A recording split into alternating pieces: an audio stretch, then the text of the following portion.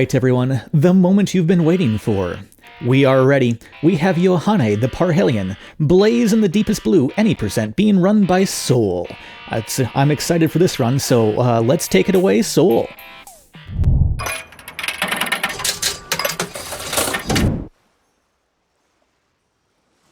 Yes, hello. This is a little different than I'm used to, but hi, I'm Soul, or Beam Queen Soul, or whichever you want to call.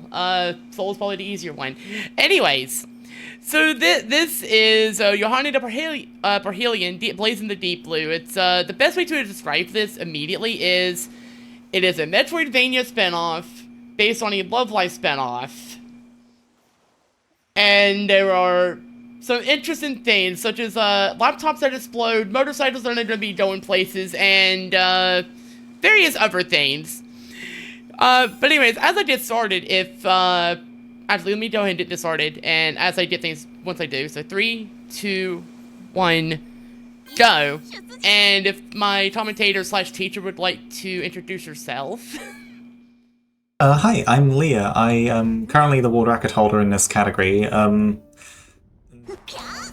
think you're gonna have a lot of fun watching this run. This game's really cool. It's actually just turned a year old yesterday, I believe. Immediately starting the run, you're seeing the main movement tech for most of the game, which will be slide chaining. So normally a slide will die out after about half a second, but if you rhythmically press the button to slide, then you can continue sliding without it being interrupted, and this is by far the fastest way to move for the majority of the game. There's like a 3-frame window-ish every time you do this, so you'll see us missing a lot of them, but that's okay because everyone misses them from time to time. There are some that are, to put it one way, not all slide chains are created equal. Some are much more punishing to miss than others. While we're doing this, we're also breaking pots throughout, which will give us various items. Some of them we will go out of our way to hit, others they just happen to be in our path, which is quite nice. You can damage boost through these guys, but it's better to play a little safe in a marathon. What we've just gone into is the first set of randomized rooms, also known as warp rooms. So there are 9 sets of these in any percent. Basically, this selects from a pool of randomly selects from a pool of rooms, and obviously some rooms are going to be faster than others. And not only that, the amount of rooms is also randomized, so you can have between 2 and 5 rooms here. And the last room will be finished with a golden portal instead of a blue one, so that's when we know it's the last room. Like that. Oh good, there's a last one. I have definitely gotten very long runs in this run. Sometimes you'll get like 2 and it's like, okay, that wasn't so bad. And then you'll get like, oh, why is it not over yet? I'm trying not to take a hit. Yeah, you can get like 2 really fast rooms and you can think you're gonna get a great time, and then you just get another room that's really long. Because definitely, especially in the later worlds, some of the rooms are really short and some of them are really long. In Sunken Temple, they're all around the same length, so it's not so bad. Most people tend to reset if they get more than 3 rooms in Sunken Temple. We've also gone into the boss now, which showed us the main method of attacking at this stage in the game, which is to alternate between the partner, Lilaps, and the weapon, the guitar. So each of these has a cooldown, but if you alternate between the guitar and Lilaps, you can basically avoid the cooldown, so you can just constantly be attacking, and that is our fastest way to wail on bosses at the moment. We also just saved our first partner, Chica, who, our second partner, Chica, who, she won't be seen too much, but she does have a few niche uses. In the meantime, we've gone over to Grotto now. We'll be coming back to this one a little bit, but not too much happens in Grotto, really. We kind of just pass through Grotto every time we get here. And that's what we're doing right now as well.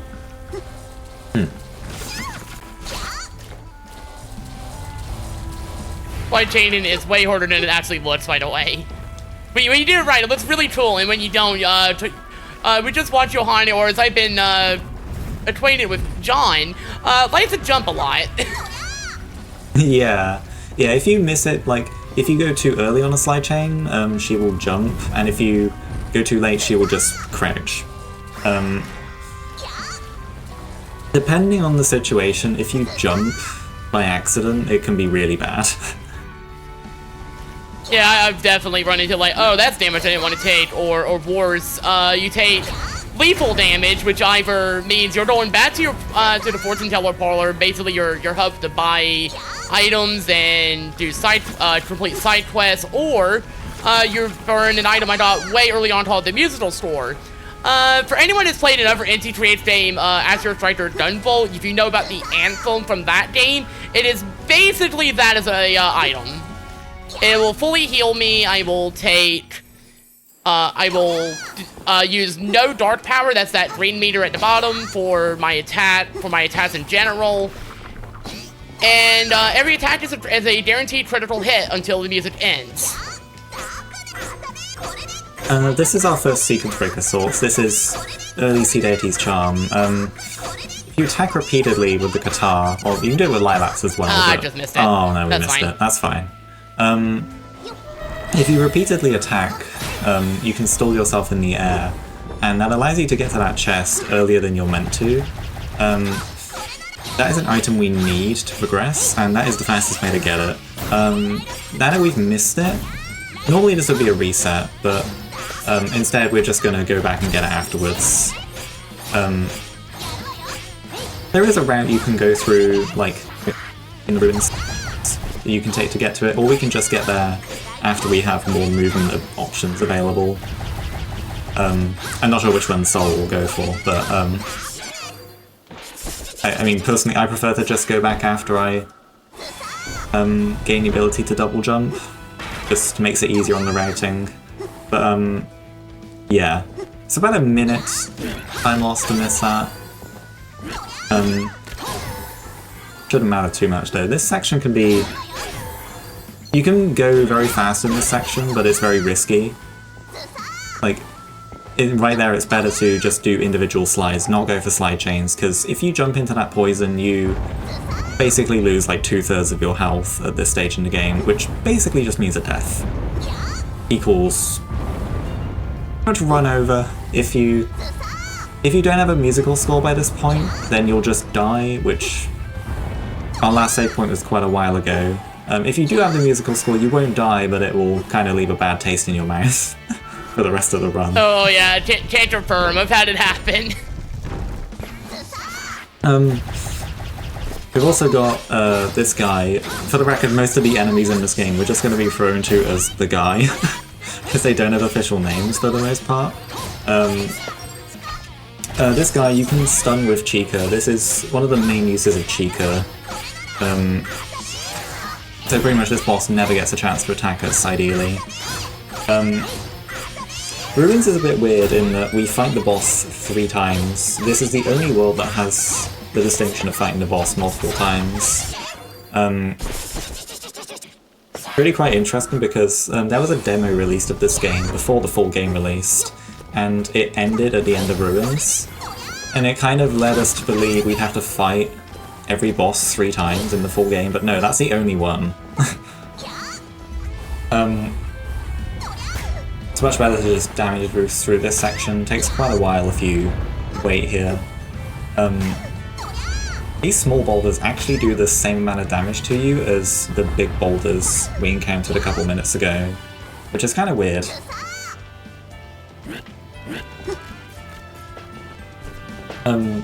These guys can be annoying to get under. And like that, we're in our second set of warp runes now. These Hopefully ones, I don't get the, oh good, I got the spiked one. Yeah. Perfect. If we got any messages from the host, this would be a good time for them, actually. Oh, absolutely. Well, I must say, I'm really loving like the sprite work here, especially with some of the, like the modernized graphics on top of that. It's a style that I really love. And I guess being somewhat familiar with the general genre, it's reminding me a lot of Ender Lilies as well. Do you know if there was a lot of inspiration taken from that? Or, I honestly don't offhand. Oh, okay. But I do know it is definitely like a Metroidvania in that same vein. Okay, that was a very short one at least. Oh, phew. Didn't have to cover for much at all. But yeah, the Brown is also kind of another Into Create staple. Like, if you've played their other games, like in stuff like Gunvolt, Dragon War for Death especially. Mega Man Zero, if you are familiar with that series, also kind of similar graphical style.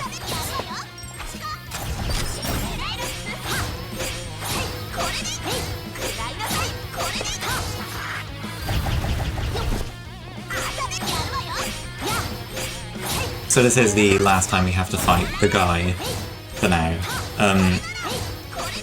In this one, he will always jump up to the center like this. This is a bit of a rough attack to deal with.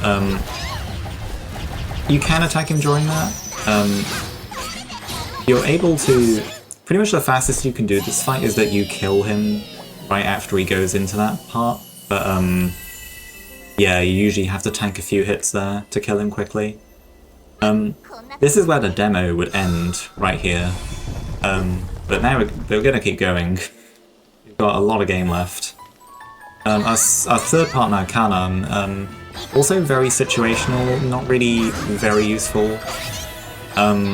She mostly just breaks these stone floors for us. There are a couple cool things we can do with her, like this. We also want to keep a bit of a lookout for those guys, because they can drop an item called an aiming lens, which allows us to, with a few other materials, potentially craft an item called the Analytic Spectacles. And they're this would, if we got them, it would increase our critical hit rate, and it also gives us a good boost to our HP and DP, so we're really looking out for that, but not every run gets it. We're now in Volcano, which is quite a rough area in the early game. Especially when you first start running the game, like, you will probably die here a lot. It gets easier as you get better at the game, but the enemies here hit really hard, and there are fairly long periods with no save points. Yeah. Can be kind of rough.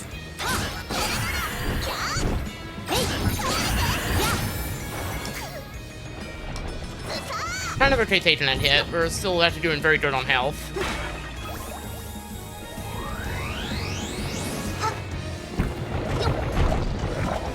And similarly, some of these warp rooms can be... Like, some of these warp rooms can be really difficult to deal with. This one isn't so bad, but there are a couple we're really hoping we don't get. Yeah.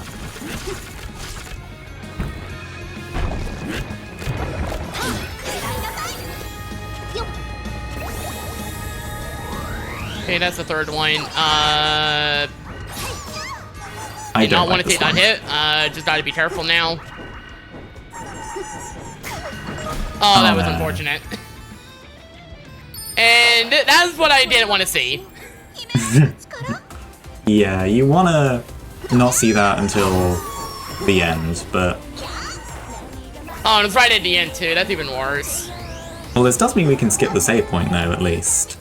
There is a save point down there. It takes maybe 8 seconds to get it. It's very risky to go on without getting it, but since that just gave us a full refill anyway, we don't need to worry too much. And that axe guy just dropped... Ooh, both of these axe guys just dropped an item we're looking for. Yeah, that's really good luck on that one. Yeah,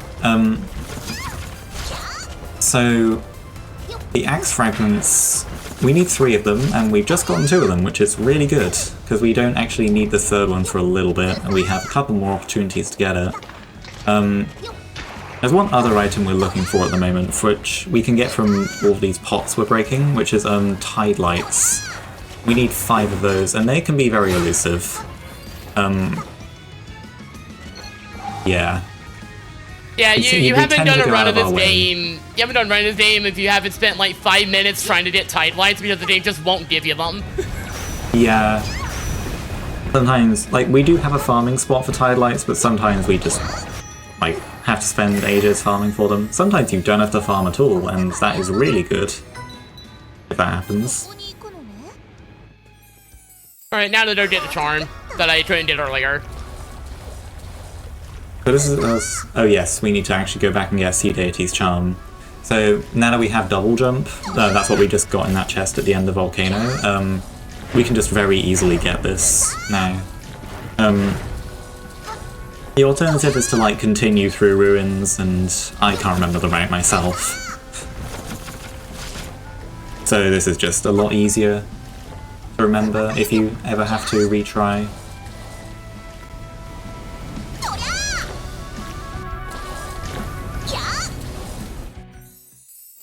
Yeah, trust me, I've had multiple runs where I just barely missed it like I did, like you saw this time, and had to do this whole backtrack. But yeah, the main thing is don't reattempt it if you don't get it the first time, because it's not worth it, especially if you miss it again. Yeah, there kind of isn't really even a good way to reattempt it, because you can't really climb back up the slope. So you're kind of just screwed if you miss it the first time. What that allows us to do is we couldn't go underwater before, but now we can, so that is why we needed that. For that and a couple other rooms in the game. Oh, I never thought about jumping up straight to there actually, that's interesting. That is not what I wanted. Alright, I'm just gonna play it safe then, because I managed to accidentally hit the button and change the cheetah, which I didn't want. That room can be a tricky one. What we've like started doing quite recently, and this took us quite a while to find, is just taking a damage boost on the shield guy, so we can pass right through the archer guy without while we have invincibility frames active. Yeah, that room's a bit weird. 2 rooms? I was talking too much, I've lost count. Either way, our room luck is very good right now. Like getting 2 or 3 rooms this much doesn't happen very often. And I also have a sneaking suspicion we might have the materials for the analytic spectacles, which we'll see in about a minute if we can make them. Not when I wanted to do that one. Yeah, a lot of the save points are like optional. This game really... One really cool thing about running this game is that it really rewards taking risks. Like, the riskier you are, the faster you will be in this game. And that mostly applies to taking or not taking save points. Because a lot of them really are optional. Some of them we do have to get because we will return to them later, but a lot of them really are optional. And depending how long it takes for you to go out of your way for them, you can actually save a lot of time by not going for them. But of course in a marathon setting you want to play a safe... You want to play quickly while also being safe. And this is our first shopping trip, where we've just purchased 2 offense talismans. These will increase our attack, and we're going to use them for bosses, including this one right here. Oh yes, spectacles. I'm glad I remember that before going into the menu here.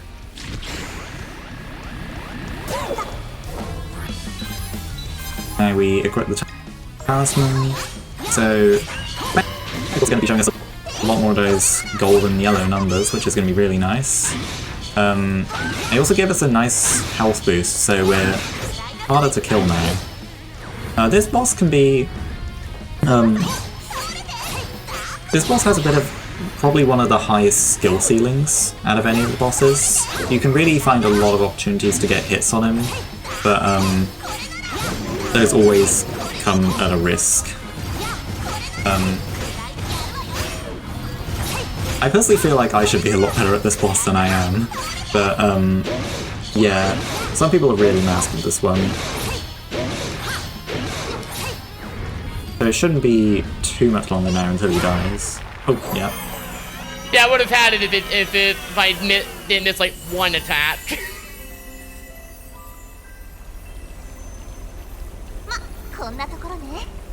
He says no problemo. That's a typo that they didn't fix. Oh, there's several like that, unfortunately, I've learned.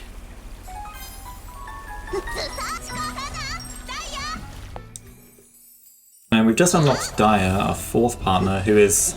She's kind of like Lilaps, but better in most situations. So, as opposed to Lilaps only having one attack, Daya can attack up to 3 times in one go. She attacks more quickly, and she does more damage. She's kind of just better, like right here. He just makes quick work of that enemy, where Lilaps would have struggled. So, in most cases, she's going to replace Lilaps. Not all of them though, because one advantage Lilaps does have is that she has a quite a large hitbox. So Lilaps is really useful for like breaking pots and stuff above us, which we'll have to do a few times. You can use Chica here as well. You can use Chica to stun that enemy and then just kind of jump behind it to get the chest. Yeah, that's something I didn't actually know about, so... Luckily, we're right here at a save point. Do this for now, and I might want to replace that after, though. Yeah, for now, I think the spectacles, and like with the spectacles, I think you're more than good enough for health right now. Perfect. Perfect. So, I don't need to fight you. Yeah. So now we have 3 Great Axe fragments. We really don't need to worry about those axe guys anymore. Get rid of that. So I'll really the only safe. thing we're looking for at the moment is, aside from possibly more money, because we haven't had the most money in this run so far, we're looking for Tide Lights now. And now, I don't think I've seen a Tide Light this run yet, unfortunately, so we might be farming for a little bit at the end, but... That was the jump I didn't want. There we go. Yeah. Yeah, Tide Lights can be very elusive, as I was saying earlier in the run. Oh, this room's a bit weird. I never know the best way to do this room. I don't get it too often. Oh, no! That's fine. Oh. Shipwreck warps can be really rough. Like this one. Not a fan of this room. I found recently Lilaps can actually be quite good for this room as well. Particularly killing the little yellow guys. But yeah, Shipwreck... Honestly, Shipwreck is kind of the hardest part of the run. Because this is like the last area we play while we're still relatively weak. And it's harder than Volcano. It's... Enemies hit really hard here. This is another really long room. This kind of has... Ooh, nice Tide Light. This kind of has the most polarizing set of warp rooms we've seen so far, where we have some really long ones like this, but we also have some incredibly short ones that take up like one screen. Thankfully that is the last one, so 3 rooms, but 3 long rooms. Like as I was saying at the beginning of the run, not all rooms are created equal.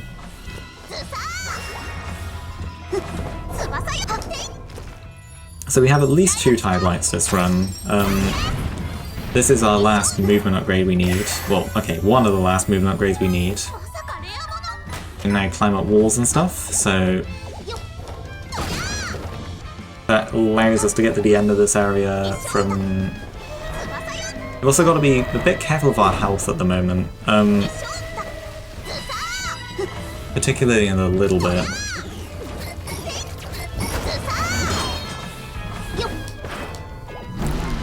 No. Stream first temporarily for me, but it's back now. We're actually doing decent on Tide Lights. These guys, this can be a really problematic section. You kind of have to take damage here 4 times. We shouldn't be killed here, because we do have a health potion. Oh no. They're rolling quite high. Okay, we're fine. Yeah, we're fine. Something I forgot to mention is that Yohane's attacks are... Oh, nice fluffy coat, by the way. That is also a very good accessory to have. Yohane's attacks can kind of hit a range of damage values, but that also applies to enemies. So sometimes enemies can just high roll on us and just get us down really low. So what we're doing now is we're just... this is the fastest way to farm Tide Lights, so... Because if you return to a save point, you reload all... So we're just going to keep doing that until we have our Tide Lights, and I think we only need 1 more. Yeah, we'll know because the casting will pop up, thankfully. Yeah.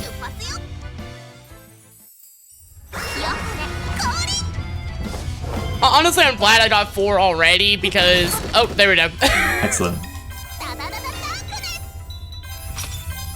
Right, this is Buster It would help Sword. if I equipped the thing low. This is the best weapon in the game. That's not a joke, it just is.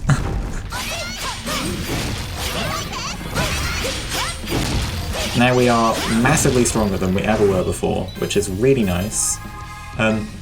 We didn't use our talisman immediately here because this boss is kind of weird in that it can only take damage in this core phase. And whenever it's not in that phase, we have to attack it a little bit before we can get it back into that phase. So we want to, at the very beginning, save it until... try and save the duration of it to only last during the core phases. You can kill this boss in only 2 core phases. It's quite rare though, and you kind of need spectacles to do it, the analytic spectacles. Usual is 3 phases. That can be a very difficult a lot casually. Oh, I sometimes still have that happen. Yeah. Doesn't happen much anymore, but it does happen. Hanamaru best girl. Hanamaru is going to be very crucial to the run later on. At the moment, she's kind of, again, one of those partners we only use for niche situations, but later on, she is going to be quite incredible. That's why she's best girl. But anyway, Sea of Trees is kind of marks the midpoint of the run. I'd say we're around about coming up to the midpoint in the run now. This might be a bit easier than Shipwreck, honestly. Mostly because we have our Buster Sword now, so most enemies don't actually pose a threat to us anymore. We're just making a quick trip here the first time. We're gonna grab a save point and then head back to the parlor, the Fortune Parlor. And this introduces us to, so whenever we rescue one of our partners, they give us a quest whenever we get back to the parlor. And after that, an item will appear in the dungeon for us to collect. And we're really looking for Hanamaru's item here, which happens to be in ruins. This save point we got probably like 15-20 minutes ago. Even though health isn't the biggest concern in that area, we need to go back here later in the run, so you kind of have to get it no matter what.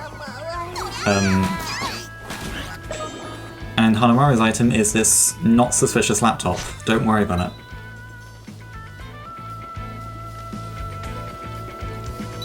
And now we head back over to Volcano, because we never actually finished Volcano off the first time. We've got to beat a boss in every area. We actually only kind of passed through this area at first, but so we're going to make a quick trip to finish it off. And it's significantly less threatening than last time, because now we're actually strong. We're not like no equivalent Lilaps Qatar anymore. Yeah, but Buster Sword really does change everything once you get it. Oh, that was a... Okay, didn't expect that hit coming. Yeah, that guy hits for a decent bit. Usually I avoid that one. This time it just managed to barely clip me, I guess. You can beat that last crab in this room, but it isn't the easiest thing to do. Yeah, you usually don't for that. So now we head back to the parlor, because we got Hanamaru's item, but we actually have to give it to her before we can use it. And now we're also going to quickly buy some more talismans while we're here. We really need about 2 talismans on our first trip and some health potions, 2 talismans on the second trip as well. That will help it work out for the bosses. So this is one of the most important bosses in the run. Don't worry about what Hanamaru's doing here, it's not... don't worry about it. You didn't hear an explosion. This boss can be killed really quickly. Unfortunately, it just gave us an attack that doesn't allow us to kill it quickly, but you can kind of do a thing with this boss where the best way to explain it is that whenever... So Hanamaru's explosion hitbox with her laptop, it will reactivate whenever anything touches it. So the hitbox activates when it hits the lava worm, of course, but it also shoots out a load of fireballs. And if we do this just right, if it does the right attack, and if we do everything at the right time, in the right place, the fireballs will all reactivate the explosion hitbox and just instantly shred the boss. It doesn't happen very often, though. No, it's really good when it does. This time we did not get that. Yeah, it just gave us an attack that we couldn't do it from, unfortunately, but it is cool when you get it in a marathon. This game actually has had quite a few marathon runs already. It's only in its first year of being released, and it's already had like... This is maybe like the 6th one, probably? Which is quite a lot. So now we're going to go and finish off Sea of Trees. That was Rico, who, again, is a bit niche. She only does some stuff in the overworld for us, or, well, she's more of unlocks paths rather than uses an attacking tool.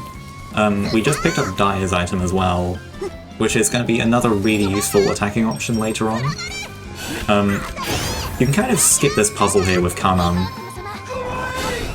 If you use Kanan's robot in that spot, the locked door prevents it from landing on the ground, so it just kind of falls through the ground and will land onto the button below. That skips a little puzzle we have to do with Chica normally. That saves maybe 15-20 seconds. We are poisoned right now, which is not ideal, but we've got a decent bit of health, so I wouldn't worry too much about it. Yeah, we were at full health, so we should be okay. Yeah. And now Sea of Trees warps can be about as polarizing as the Shipwreck warps, in that, like, you get some really short ones like this, and some really long ones like this. It's hard to say what the best way of dealing with this room is. I feel like I kind of do a different thing each time I get here. So this one's... It's not a room you want to get, unfortunately. Oh, that actually is one you can just drop down. I thought you just land on that.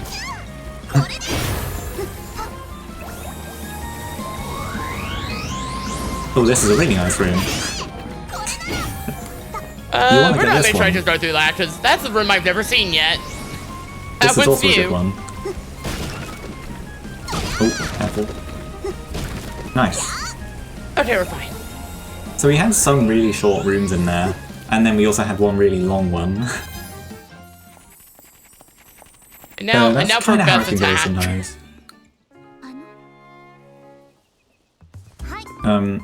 This trap is to just get Dire's, give the item to Dire, and also restock on some health potions, because we haven't had the most money this run, so we haven't been able to really buy that many health potions, but just for safety. So Dire's special is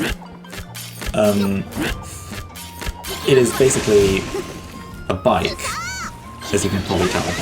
It goes across the screen, it hits really hard. It doesn't hit as hard as Hanamaru's laptop, but it is much faster. It recharges much more quickly than Hanamaru's laptop.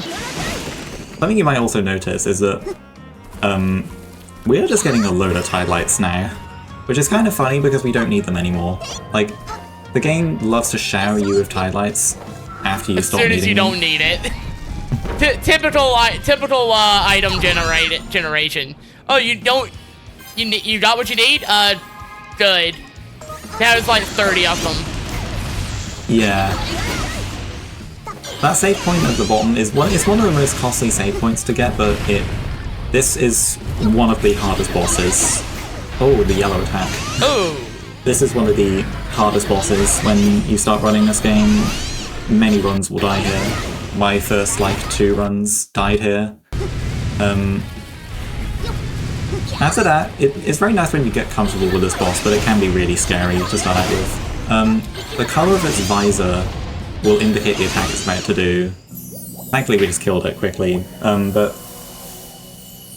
yeah, it can feel impossible to telegraph what it's going to do until you find out that, like, the visor indicates what it'll do.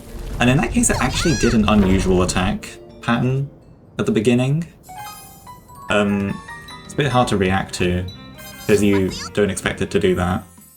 And from that we unlocked Yo, who is our new best method of movement. It kind of speaks for itself. Oh, I'm sorry, did I forget to mention, we also have cannon travel in this run. Yeah. This detour to Sunken Temple we didn't have to do, but it's a very good safety measure. It gives us an extra accessory slot, which, yeah, you can just craft another defensive accessory and put it in there. It's not mandatory, it saves about 30 seconds to skip it, but, yeah, I personally used it, like, right up until I got quite close to my current time. It's very nice to have the extra insurance there. And that takes us to the last time we're going to see Grotto. Again, we're just kind of passing through. These warp rooms are really quick. And in general, this area is kind of funny coming to it at this stage because... Oh, sorry. Go ahead. Yeah, if we have time for a donation, I have $2.99 from Drywall, who says, "I'm not very rich, but here's a little money for a good cause, since there's John from Parhelion on screen. Good luck." We love Drywall. Back to you. Yeah, also small shout out to the community. I'll admit I mostly have been lurking in there the whole time, but definitely a very good environment. Lots of really good people out definitely willing to help, Leah included. I just had an invitation to just run very quickly once I got the hang of it. Yeah.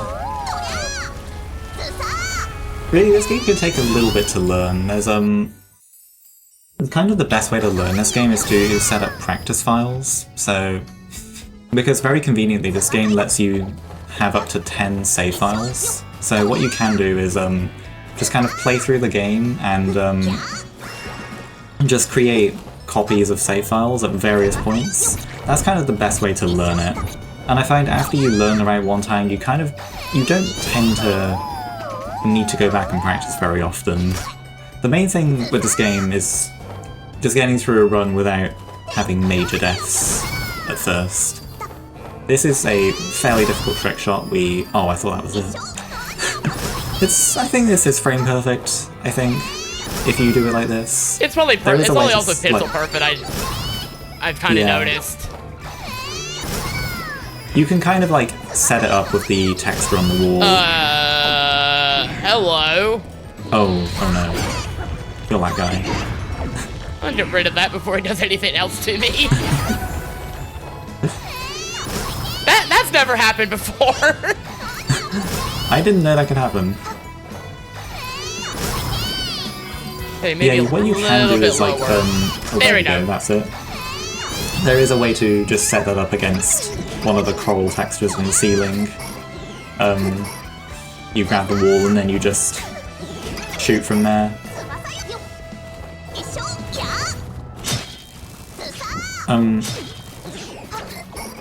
Really, Coral Hill and, to an extent, the grotto visit we just made, we're kind of passing through areas at a much higher level than we're supposed to be at. We think you're supposed to do Coral Hill much earlier in the game, but it's just better to do it at this stage, because it only leads to like one place, and that place you actually do need to be fairly strong in, so yeah. Really not worth going to this one earlier, because it doesn't have much to offer us.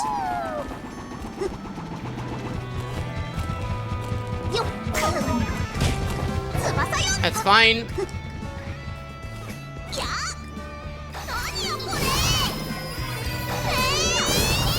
This will also be fine, though I'm going to take another hit. That's fine. We'll be going to the save room to get rid of that anyways. Yeah, you can room. But if you mistime the slot, even if you mistime the shot, in some ways, sometimes you just get hit and you don't get that status effect. In that case, we did get that status effect, and that prevents us from using our partners, which is obviously really bad. We don't want that. So thankfully there's a save point right there to get rid of it for us. This boss can... It's not too bad, this boss. It just kind of sits there. It's a sitting duck. You can just... Yeah, we had no problems with it at all. There are one or two attacks it does that can be problematic if you don't know how to deal with them, though. There is an attack where it creates a tornado, and for the longest time I actually did not know how to deal with that one. So it wasn't uncommon to take a death here. We've just unlocked Ruby, who is our first partner that we're just not going to use, unfortunately. Some of them we just never have a use for. This is Drywall Strat. I think that's a bit high. Yeah. This is Drywall Strat, where you can shoot through that room, kind of thread the needle between the guys on the bottom and the guy on the top. Yeah, I think I've only ever done it once. Yeah, it's a few frame window to do it. It can be quite scary if the Coral Hill boss takes you down to low health and you don't have many or any health potions left on your person.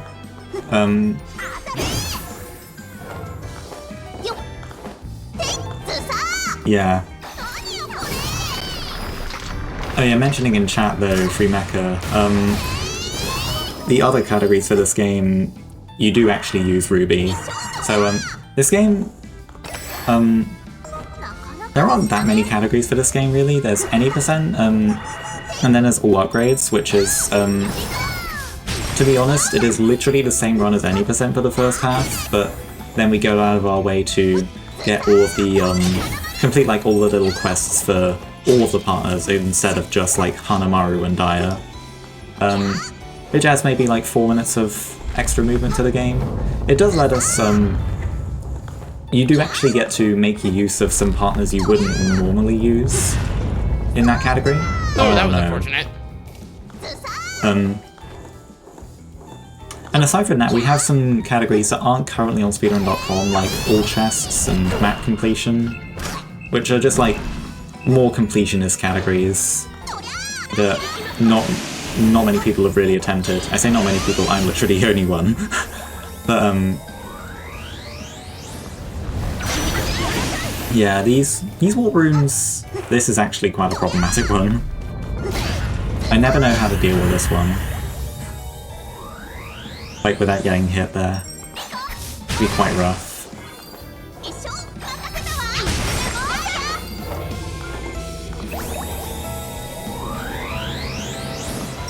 Of course you gave me the Tana room. Yeah, these warp rooms in Crystalline Grotto, they do actually make use of these little, like, partners that otherwise don't do very much. Mostly Rico and Kanan.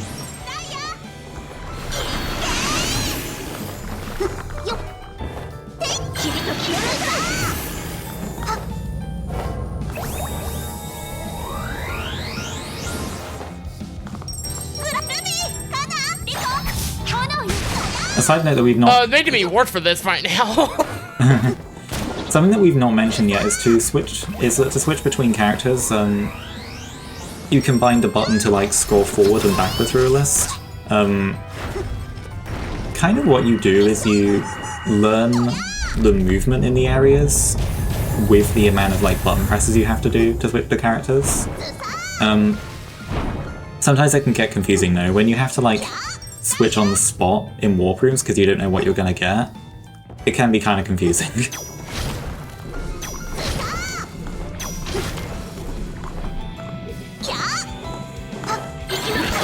Careful here, especially. Yeah. Sometimes if you get like unlucky, Dire's attack won't actually kill those guys in one go. If you low roll, as we say. We're in for a bad time if we get crushed here, but we're fine. There is thankfully a save point right here. Yeah, trust me, that is probably the riskiest crystalline grotto I think I've had in a while.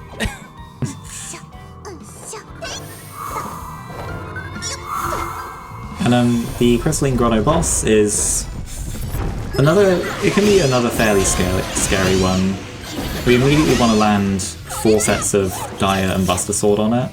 And if you can kind of screw this up immediately if you don't immediately position yourself correctly on the platform. You can land another 4 rounds of it there. You can land like 2 Dires and 2 Buster Swords there, or 3, or 4 even.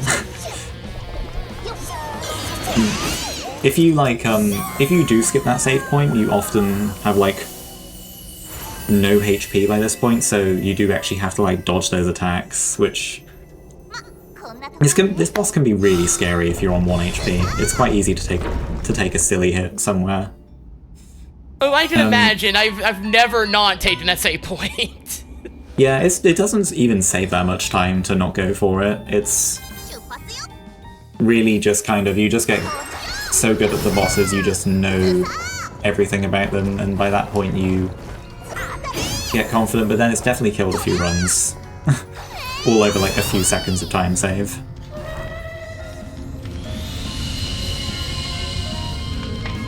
And something I don't think I've actually mentioned is that the reason why we might be on low health there is the DP mechanic, the green bar in the top left. Every time we use like one of our Parhelion, use that up, as well as our Buster Sword that also uses it up, but not as much. Dire's attack, like Dire's special attack and Hanamaru's laptop, they use a lot of it.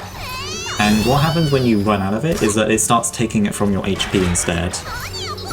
And then if your HP runs out, you are pretty much stuck on 1 HP. It doesn't actually kill you, which is, I think, is a really cool mechanic, because again, it kind of adds to the risk-reward thing in this game, where you can, if you feel comfortable with it, you can just do the bosses on, you can just cruise through them on 1 HP, just constantly wailing on them. But, of course, you're on 1 HP, so if you take 1 hit, you either die or lose your musical score. We took a save point at the beginning of this world. It's not a requirement, but it's very helpful to take it, because we're possibly going to have to do a little bit more farming in this area. We're looking for an item called Orichalcum. We need 2 of them. We kind of need 2 of them before we get to the warp rooms, if we want to not have to farm. Currently we haven't had any. There are quite a few pots here though. There's one. If we're lucky, we will not have to farm.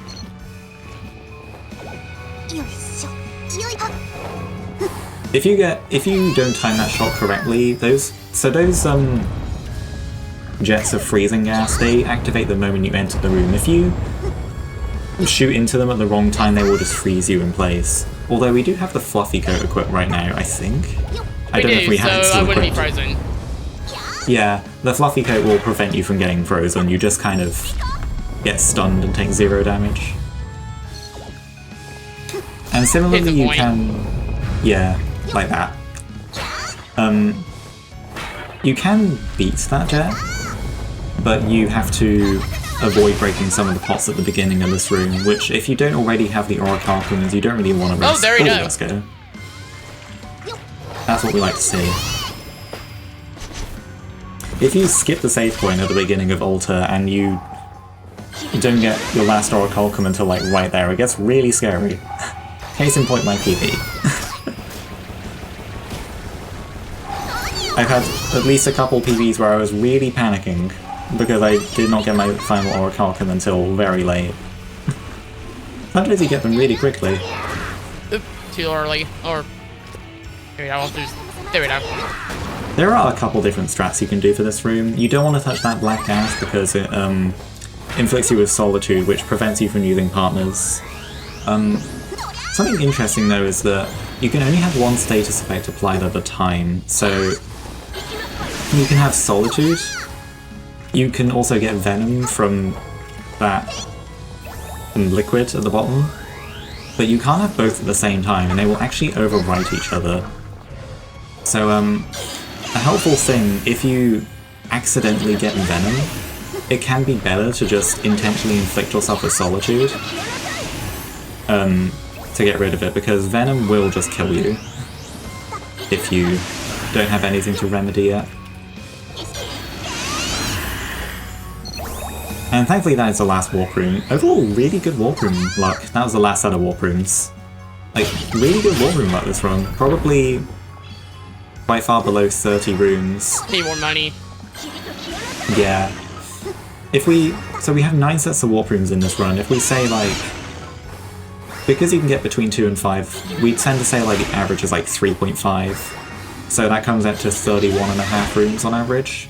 This is probably quite far below 30, which is really good. I think the best anyone's ever had is 23. What we're doing now is farming money. We'll do one more and then we're good, for sure. Yeah.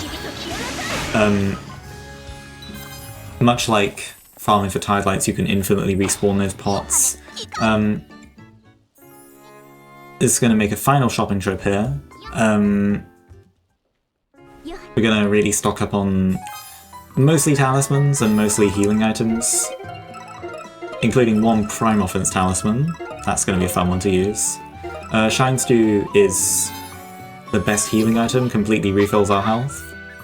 Yeah, we just want to be really loaded out for the end game, especially because we don't have the musical score, unfortunately, which does make it a bit riskier at the ending. So this is Cthulhu. This is an insanely hard boss, casually. Like, I cannot stress enough that this boss is extremely brutal, casually. In the speedrun, it's a complete joke.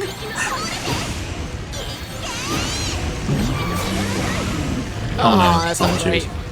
That inflicts Solitude, but he's close to death, I think. I forgot the bell. That's what's going on here. Oh no, that's... oh no.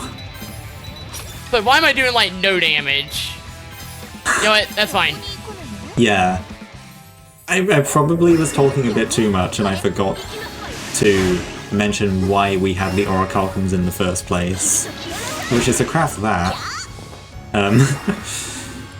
Yeah, I was like, why So am I the doing, like, hot-blooded- 200 damage? Like, wait a minute. Yeah, In fact, I needed more items anyway, now that I really think about. about it, so... All dead. But yeah, the Hot-Blooded Bell is the ultimate glass cannon item. It doubles the damage we deal, and also doubles the damage we take. So, you turn yourself into a glass cannon, but for speedrunning, obviously that is what we want. So, unfortunately... That's fine, we'll see the fight again, and we'll see what it actually is supposed to look like. Yes. This boss is a complete joke in the speedrun when you have the bell. Because otherwise it just does some really tough attacks. But we can just kill it before it does any of those. This crouch, that dodges the attack. Attack it while it's in the ground, get 2 rounds of Dire and Buster Sword. It'll come up. If we get hit there, we get Solitude. And it should be dead right about now. And That's what it actually looks like. Yeah, that's what's supposed to happen.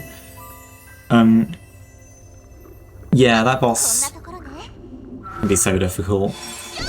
So it's a relief that it's so easy in the speedrun. It genuinely might be one of the 3 easiest bosses. Speaking of bosses, do you like bosses? Because I hope you like boss rushes. We're about to have a boss rush. yeah. So we gotta fight all of them again. Yes, that includes the ruins guy. Again. The thing is, now we're really strong. Back then we only had Lilacs and Qatar and nothing. Now we are really strong, so most of them will die in like just a couple hits.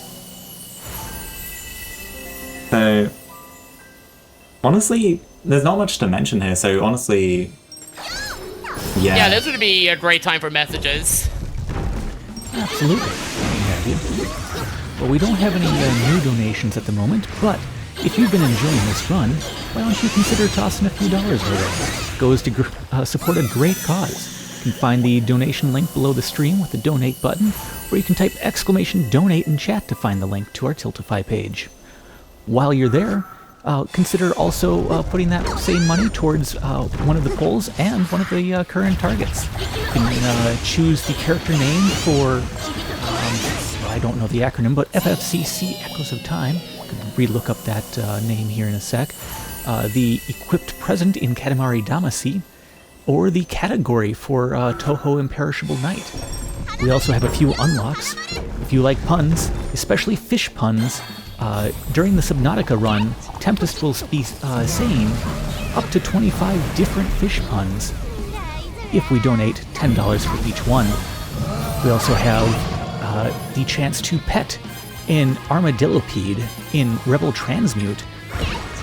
So consider checking that all out and getting those donations. I'd love to read some of the messages. And a boss just went down in the meantime. Yes, that's the quick kill we were talking about earlier.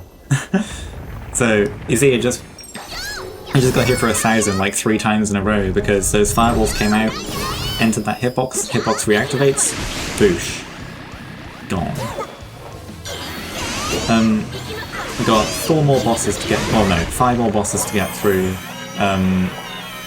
Most of them are still going to go down quite quickly. I don't know how Sol uses her talismans, for this boss rush. I think I saved one. I saved my second standard one for the refight from Infernal, and then Prime on Panfish.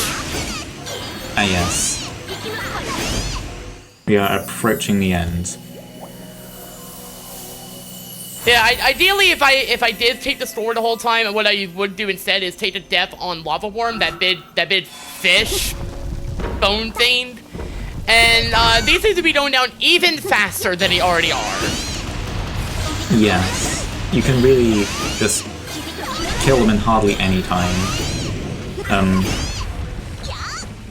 With the score. Oh no. That was slightly scary. Nearly got hit there.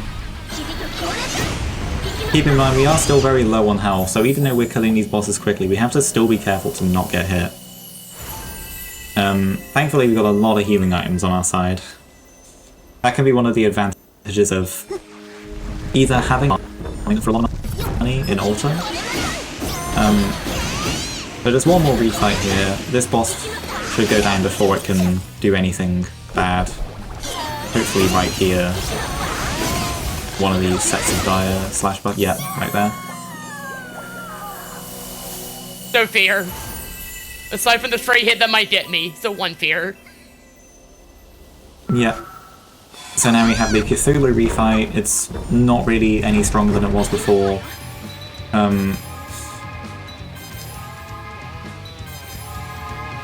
Might want to be careful because even though it's a complete pushover when we can do this,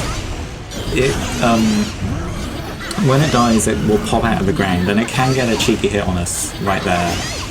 So be careful of that, but we should be completely fine here.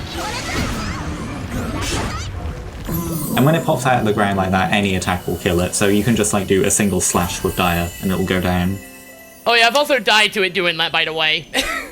Yeah. It's very unfortunate when it happens. Is it's like, oh, it's almost dead. Oh no, I took a hit and I'm dead now. It's funny you use Kanan there by complete accident, because actually Kanan is kind of a counter to that boss, like an intended counter, because when it's in the ground, Kanan actually will cause it to pop up stunned, but it's not actually useful for the fight, because that just means it goes to the hard attacks more quickly. But we've got the final boss here, which is... Yeah, time will be coming up very soon here. Handfish. It's a fish with a hand. This is where we use the Prime Talisman, and Hanamara is our best friend here. This boss can also be really rough if we don't kill it quickly. It can do some really bad attacks. It's got 2 phases. Might end. Oh, that time! You can just do that. Let's go! If you get a critical hit, it just dies in 1 hit. With the Prime Talisman on the laptop, getting a crit on the laptop instantly kills it. Perfect. Sub-hour. Yeah, so the estimate for this, I kind of blew past it like within the first few runs I did of it, and I was like, I'm gonna have sub-hour as my goal, and I got that not too long, but I still haven't managed to get past like 57. But yeah, this run is honestly like actually kind of fun.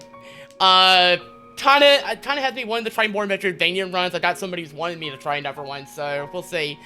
But I guess real quick, to put some shoutouts to the community, and to Leah again for submitting this, because this game is honestly a blast to learn. Yeah, shoutouts to the Yohane community. They do seem to be good people, from what I've seen. Interesting game, a bit niche, unfortunately, so there's not that many runners, but I wouldn't mind seeing it get some more live. But anyways, Leo, before I do my own things, where can people find you?